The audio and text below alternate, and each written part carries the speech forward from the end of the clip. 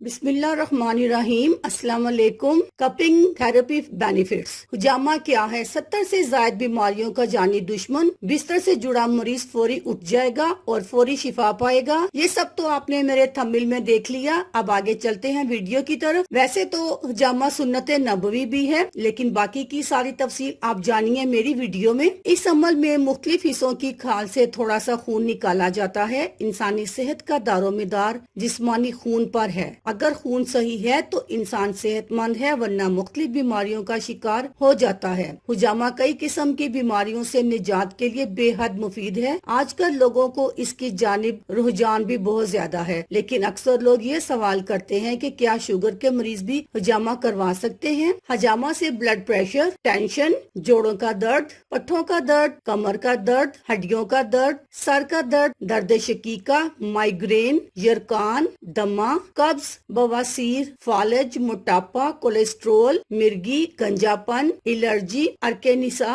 वगैरह और इसके अलावा 70 से ज्यादा रूहानी और जिस्मानी दोनों बीमारियों का इलाज किया जाता है। लोगों के इस सवाल का जवाब देते हुए आज हम आपको बताएंगे कि बिना परेशान हुए हजामा करवाएं और आपके जहन में मौजूद ये सवाल दूर हो जाए। क्या शुगर के मरीज हजामा करवा सकते हैं? नंबर 1, हजामा कई किस्म की बीमारियों का आसान इलाज है और इससे बेहद फवायद हासिल होते हैं। नंबर 2, हजामा कमर पर या सीने से भी किया जा सकता है। ये माहिर डॉक्टर खुद फैसला करते हैं। नंबर 3, शुगर के मरीज भी अगर हजामा करवाना चाहें तो करवा सकते हैं, लेकिन इसके लिए इनकी RBS 100 से 140 के दरमियान होना चाहिए। नंबर 4, इसके अलावा जब आप हजामा करवाएं तो अपने डॉक्टर से भी एक मरतबा मशवरा जरूर करें और अपना ब्लड प्रेशर और शुगर चेक करवाने के बाद इनकी इजाजत से ही हजामा करवाएं। अल्लाह हाफिज।